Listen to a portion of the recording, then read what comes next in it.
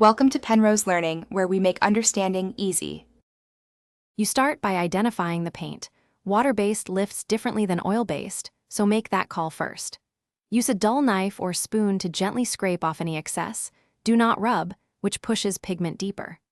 Once done, blot with a clean white cloth to transfer loose paint, and make sure to test your chosen cleaner on an inconspicuous area for 30 to 60 seconds to avoid color damage. This quick assessment saves you extra repair later. You'll now break the stain down. For latex paint, apply a 1:1 mix of dish soap and warm water, let it sit briefly, then blot.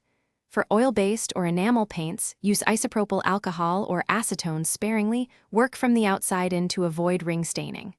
Once you've applied solvent, press with a clean cloth and lift. Do not scrub hard because that abrades fibers.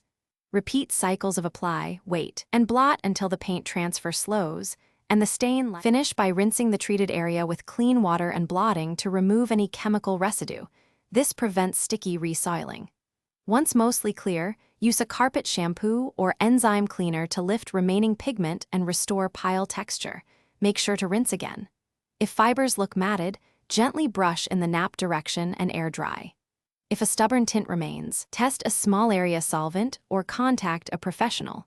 This troubleshooting step reduces the risk of permanent fiber or dye damage. Thanks for watching. If this was helpful, leave a like and consider subscribing. See you next time.